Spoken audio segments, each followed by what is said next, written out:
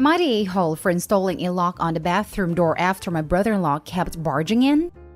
My female 25, husband's male 30 brother, my brother-in-law, male 33, moved in with us after his divorce a few weeks ago.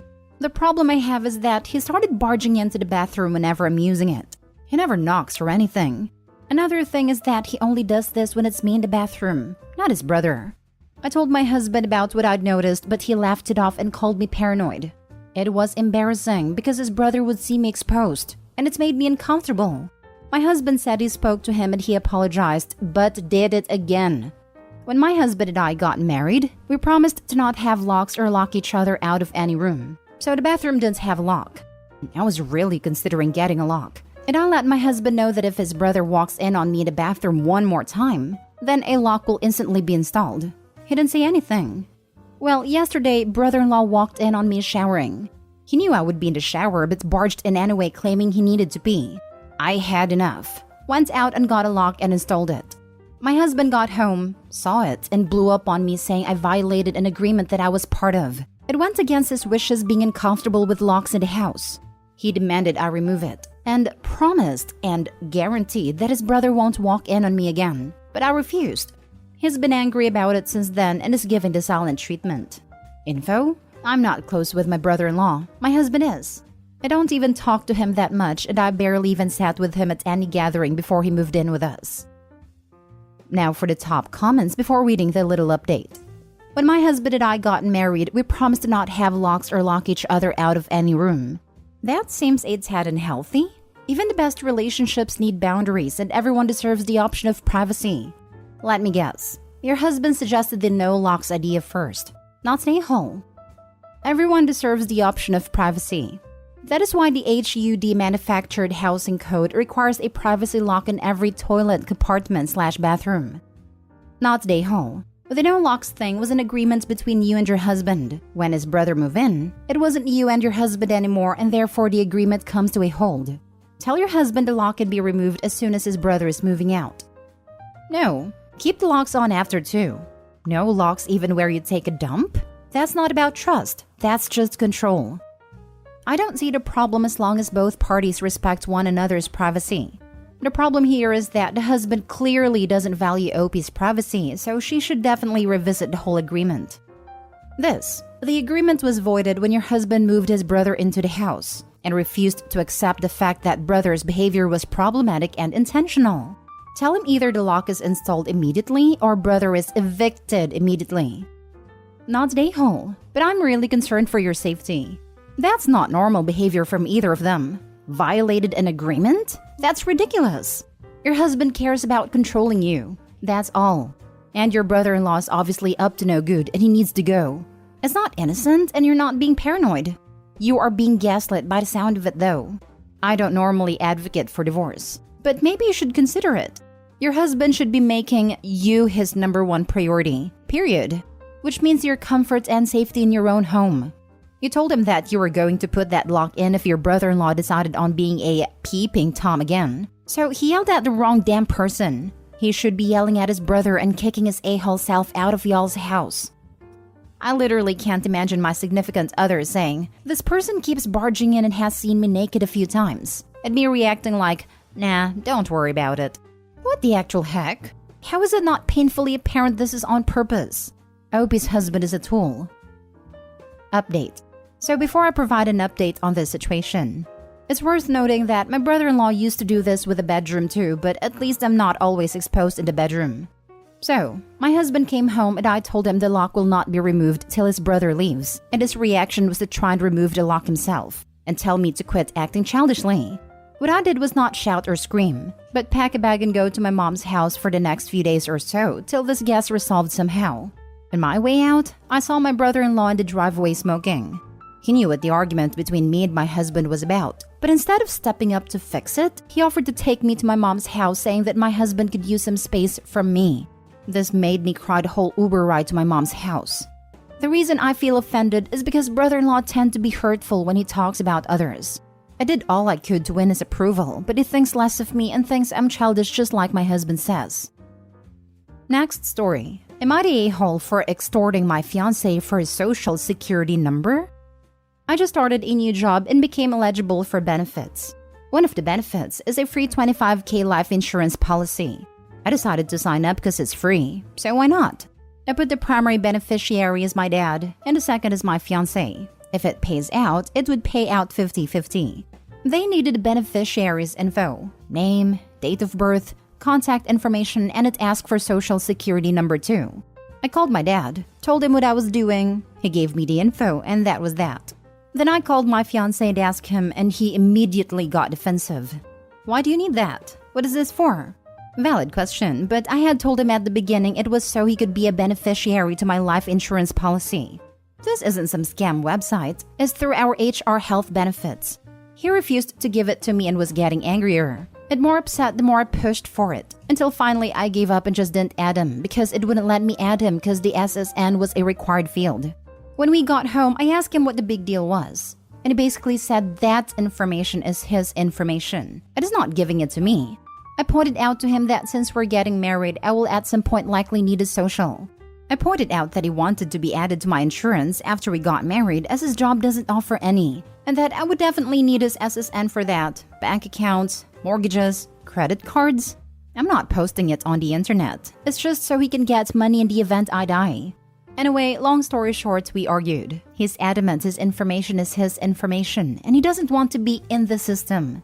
I reminded him he was in the military for Pete's sake. He is already in the system. Finally, I told him, okay, then I wouldn't add you to my life insurance or health benefits because I can't add you without that information. He responded saying that I was extorting and blackmailing him, and then he left for his brothers. Am I the a-hole?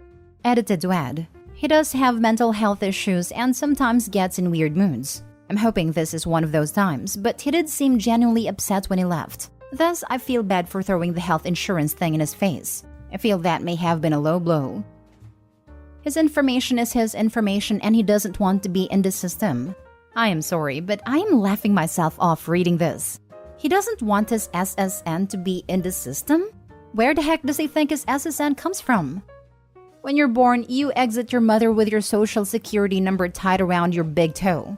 It's the father's responsibility at that point to fight the hospital staff, ensuring that they don't take the number first and add you to the system. Wait until he finds out about driving licenses and passports. Not the a-hole, but I'd hold off on setting a wedding date. This is really odd behavior and makes me suspicious of exactly why he doesn't want to share this. I mean, you're basically giving him money if something happens to you. When you go on his insurance or he goes on yours, you'll need his SSN. When you file taxes as married filing jointly, the SSN is on the front page of your 1040. He can't run away from this forever. Is it possible that he is not here legally? Is it possible he's using someone else's SSN? Is it possible he has some record that he hasn't told you about? It may all be innocent, but his reaction, leaving to go to his brothers, is way out of line with how you'd expect a fiancé to react to something like this. He's definitely a citizen. He was in the military for a short time and his parents are both citizens. I've known him from a distance since high school, so no hidden marriages or criminal record that I've heard of. He has mental health issues and gets a little off sometimes, but he seemed fine when I left for work, and I wasn't getting any flags that he was having an episode or about to have one. It's not a good idea to marry someone who isn't in full control of their mental health. It's not a good idea to marry someone who attacks when you try to communicate. It's not a good idea to marry someone who leaves you guessing their mind. Next story. Am I the a-hole for kicking my wife out of the house? Title sounds extreme, but allow me to explain. I, 32 male, have been married to my wife, 27 female, for 2 years, and we dated for 5 years prior. The first 2 years of our relationship were riddled with turmoil due to us being interracial. Due to her family's culture, we spent the first 2 years long distance, as we couldn't be seen in public as it would be a disgrace to her family due to the color of my skin. I'm still currently in therapy for this. Things eventually got better and we ended up married. Prior to getting married, my wife assured me she would get a full-time job to increase our financial stability. This has not happened, and for the past 2 years I've been responsible for everything. We did the math, and about 85% of my paycheck is going towards expenses, bills, groceries, etc. My wife works part-time twice a week, and when she's not working, she is spending time chilling with friends or hanging out with her family. Due to this, She has been using her credit card more, which is now an added expense I've had to cover. Because I get home from work at 6 to 6:30 p.m. for the past 4 months, I've been asking my wife if we could spend time together on the weekends. She has always said no, and that she has prior plans, which is ironic because whenever we do eventually go to a big social gathering, she'll remark that our couple demeanor is awkward and we don't know how to be sociable together. As a result, I've spent more time with my friends and people who I've met on Discord that live in my city than my own wife for the past few months. But this isn't sustainable as I have almost no disposable income left to go out and see people.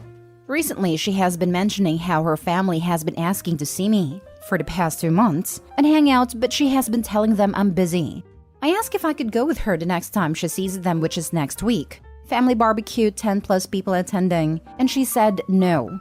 I asked why, and she said, honestly, when you're around, the family vibe and dynamic is just different. I want to be able to actually just hang with my family, but with you there, my parents/siblings act differently, which given the cultural differences is bound to happen, and she should have known this. Her response triggered my emotions as it felt like a callback to the first couple years of our relationship, where I was seen as lesser due to my skin color and made me think this is also why she doesn't want me to hang out with her friends either. I told her I think she should pack some items and stay with her parents for a few days.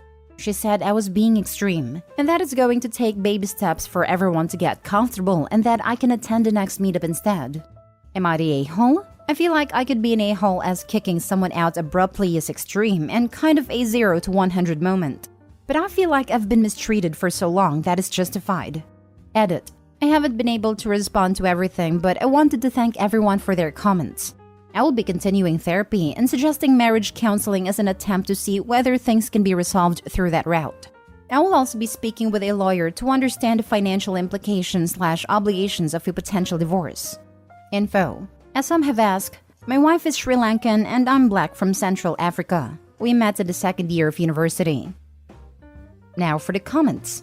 Not the whole. You were just asking for common courtesy from your partner and you haven't gotten any.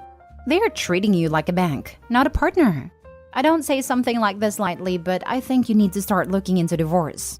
It is doubtful that your situation is going to get any better. You deserve an actual partner.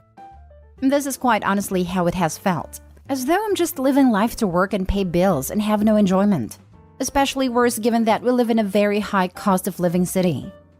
So if you're funding her lifestyle, what does she contribute to the marriage? Sounds like nothing but stress and more things to spend money on.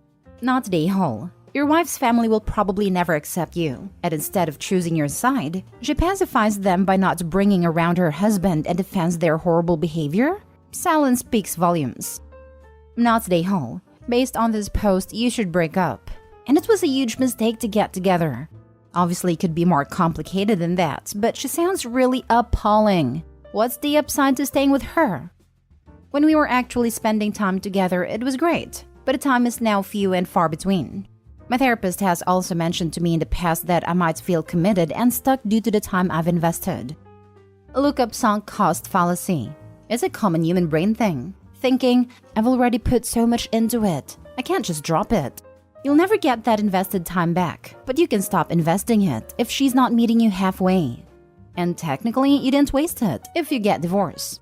These years and this relationship still taught you things about yourself and life. Last story. Am I the a-hole for taking money from the dress budget we had to pay for the iPad my fiancé's kid broke? My fiancé and I are getting married in 3 months. We both have a kid from a previous relationship. My daughter Spencer, 15 female, and her daughter Emma, 8 female. The kids get along just fine. Not really close because of their ages, but they're friendly and good. My ex and I bought Spencer an iPad last year and she uses it more than she uses her laptop. She draws in it both as a hobby and for school. She has some kind of diary and several other things I don't know because I'm not an Apple person. She takes her iPad everywhere to the point my ex has bought her several cases and things to personalize it. Emma likes it because it looks cute. But both my fiancé and I have told her that she's not allowed to use it, and that we will buy one for her soon. My fiancé said after the wedding since we're on a budget now, and I agreed because she's the one calling the shots on Emma. Well, Emma likes to sit by the stairs and watch videos in my fiancé's phone. But 5 days ago, she took Spencer's iPad and sat there. She got scared when she heard my fiance calling her and dropped it. It broke the screen completely and my daughter was so sad. I took it to see if it could be fixed, but the guy said that it'll be cheaper to just buy another one. My fiance said that we could get it when we get Emma's. But that wasn't fair since my daughter shouldn't have to wait that long for a mistake Emma made. Then my fiance said all of her money's currently going to her maid of honor, bridesmaids and mom's dresses, and I said I'll take the money from there and buy Spence a new one. I guess she didn't believe me because she laughed. And the next day I went to buy it and paid for the card we used for the wedding expenses. It has both of our money in it. Both my fiance and I receive notifications when we use it. And when I got home after I dropped my daughter at my ex's, she came at me, calling me an a-hole, and saying that she'll now have to get cheaper dresses. She's calling me an a-hole because I stole from her. I didn't, because as I said, it has both of our money, and it's a shared account, and says Spence could have waited a bit. Not the a-hole. Emma broke an iPad she was expressly told she was not to touch. You told your partner you would be using money to replace it from a joint account. Not the a-hole, OP. Take this incident as a window to your future life and visualize where your daughter is on your fiance's priority list. Everyone sucks here, and you two need to learn to communicate better about finances now. You're absolutely right that Spencer should not have to wait to get her iPad replaced when Emma broke it. But you should have had a real conversation with your fiance about it, and not just told her you were taking money she was counting on using for wedding expenses. Financial disputes are a huge reason why marriages fail.